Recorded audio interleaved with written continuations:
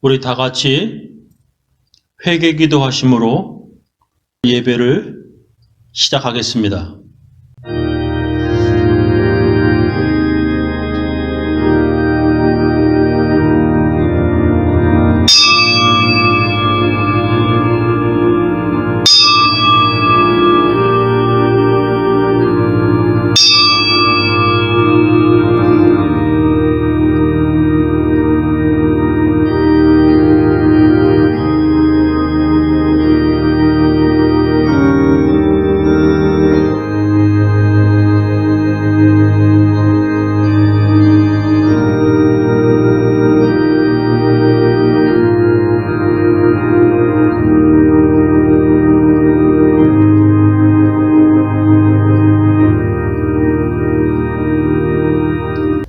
거룩하신 하나님, 오늘도 각 처소에서 예배드리는 주의 백성들에게 하나님께서 귀한 말씀으로 은혜 받게 하여 주옵시며 하나님의 말씀으로 살아가는 사람들 다 되게 하여 주시옵소서.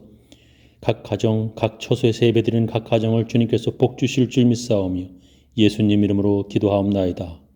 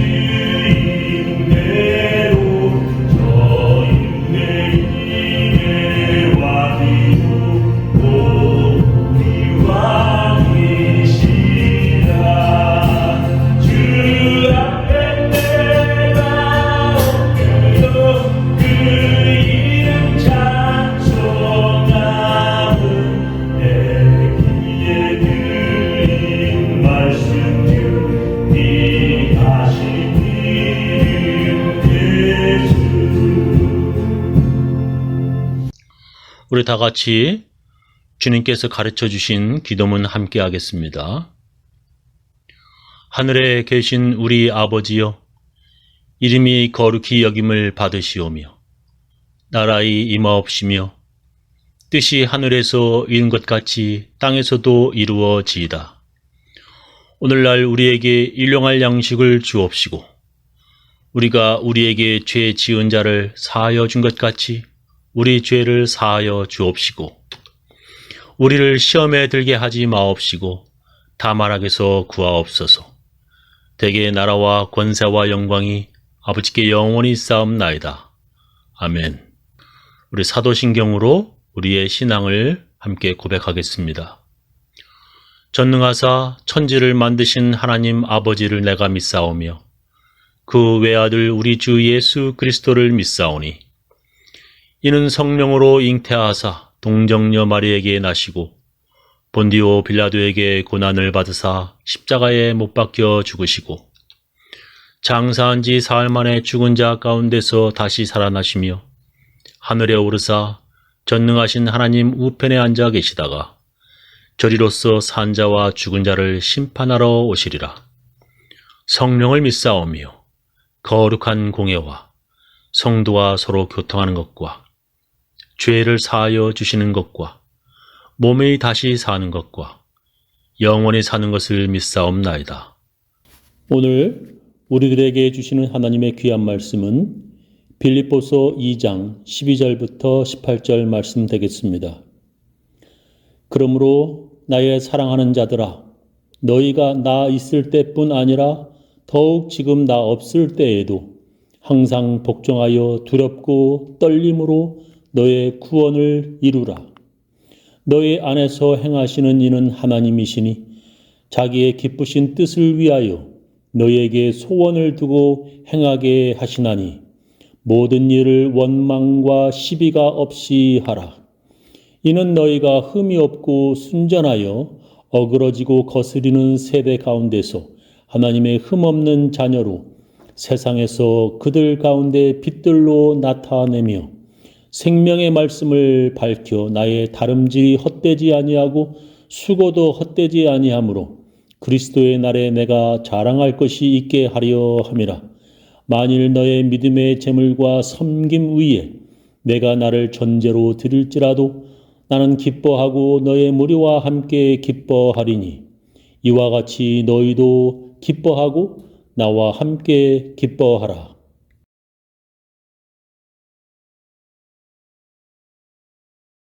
만약 여러분이 사랑하는 가족들에게 마지막으로 유언을 해야 한다면 무슨 말을 남기고 싶습니까?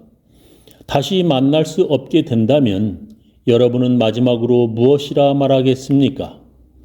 지금 사도 바울은 로마 감옥에 갇혀서 자기가 어려울 때마다 힘써 도와주었던 빌립보 교인들에게 마지막으로 남기고 싶은 말을 하고 있습니다.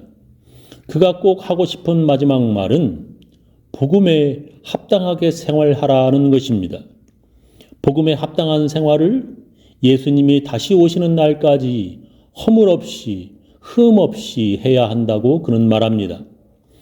예수 잘 믿다가 시험 들어 떠나가는 것이 아니라 교회 안에서 서로 협력하여야 한다고 성경은 말씀하십니다. 그것을 오늘 본문에서는 그것을 너의 구원을 이루라고 말합니다. 그러므로 나의 사랑하는 자들아, 너희가 나 있을 때뿐 아니라 더욱 지금 나 없을 때에도 항상 복종하여 두렵고 떨림으로 너의 구원을 이루라.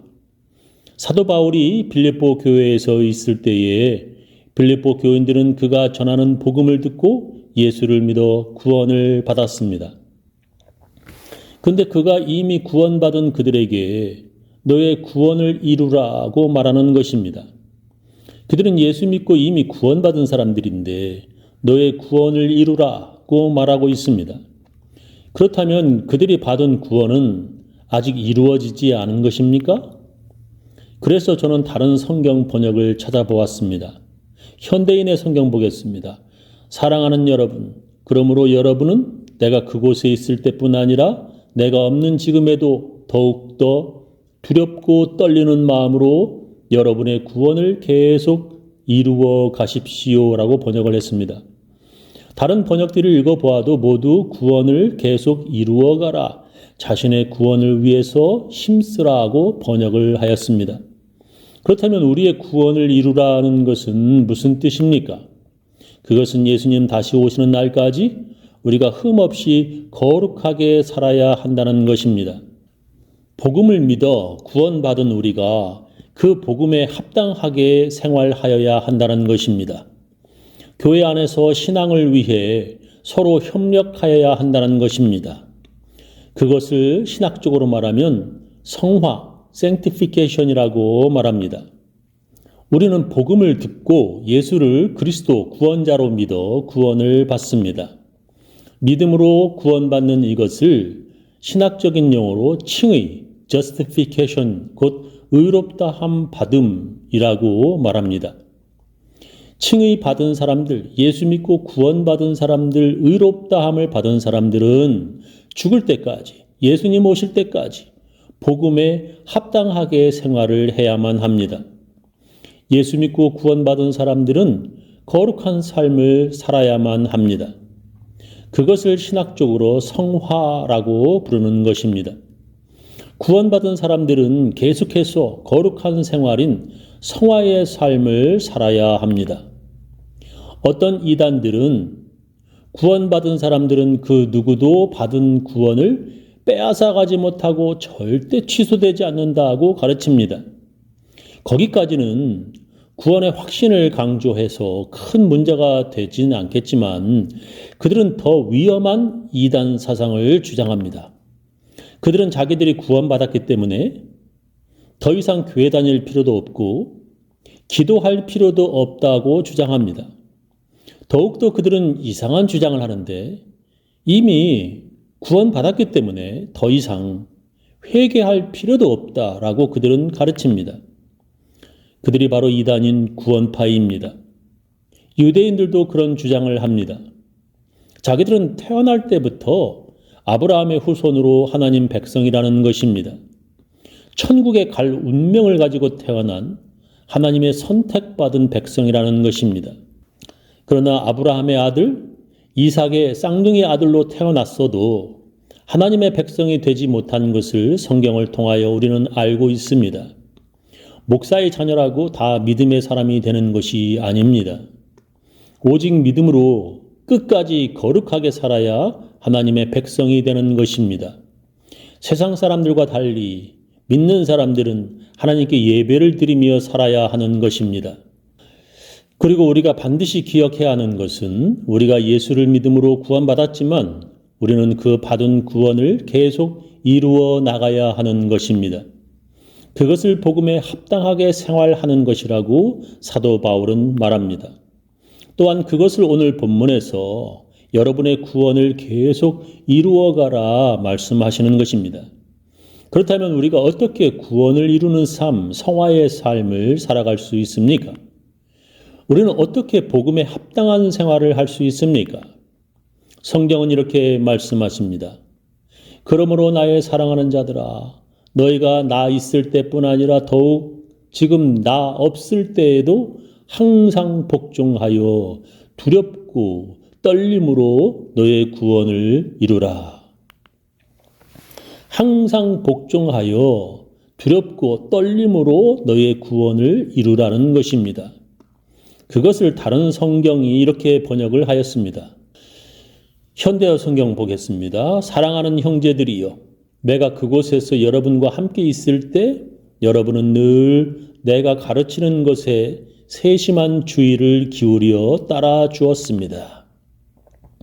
그러니 비록 내가 떠나 있더라도 구원받은 자로서 마땅히 해야 할 옳은 일에 더욱더 힘써주기 바랍니다.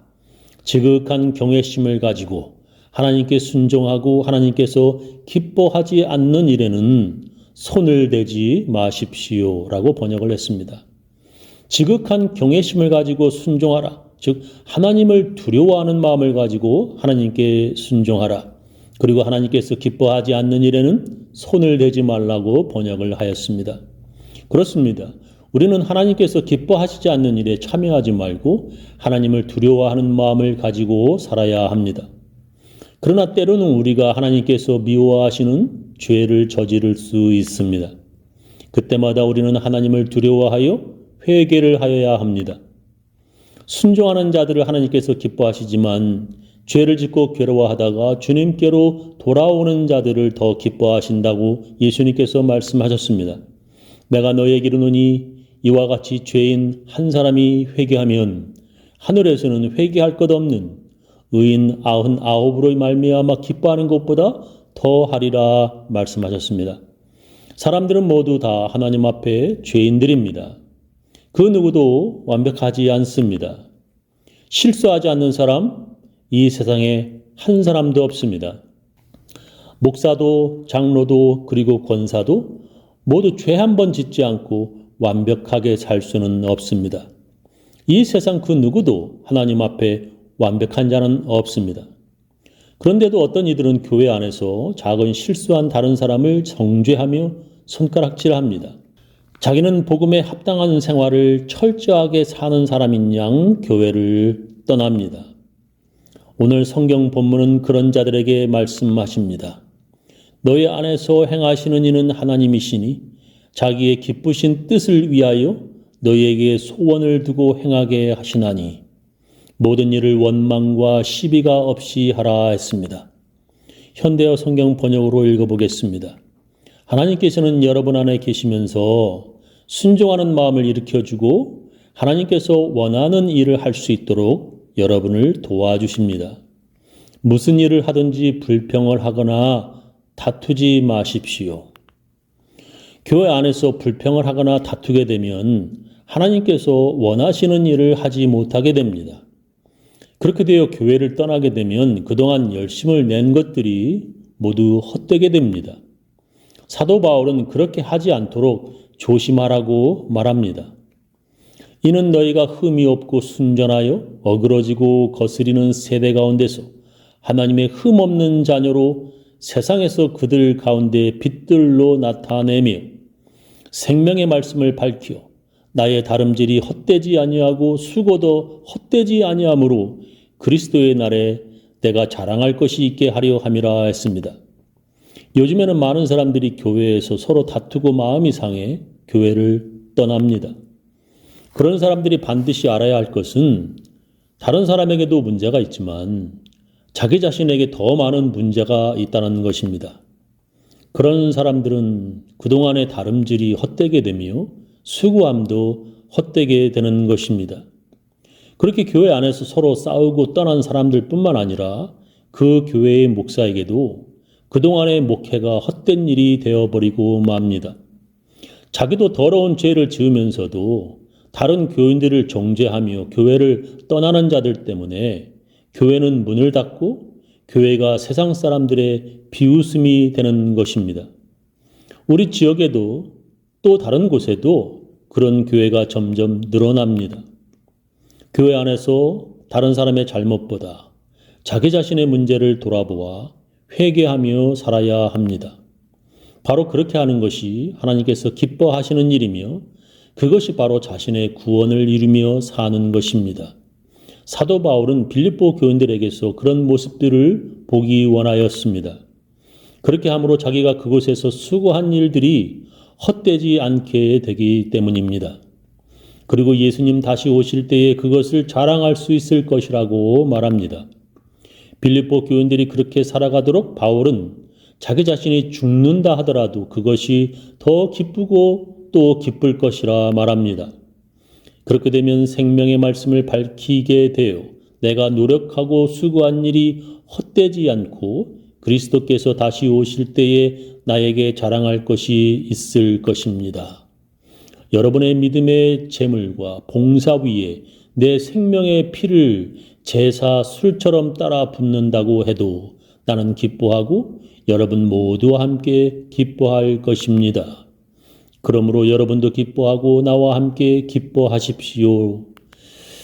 저는 우리 교인들 모두 구원받은 삶을 귀히 여기며 교회 안에서 복음에 합당하게 살아가시기를 예수님의 이름으로 축원합니다.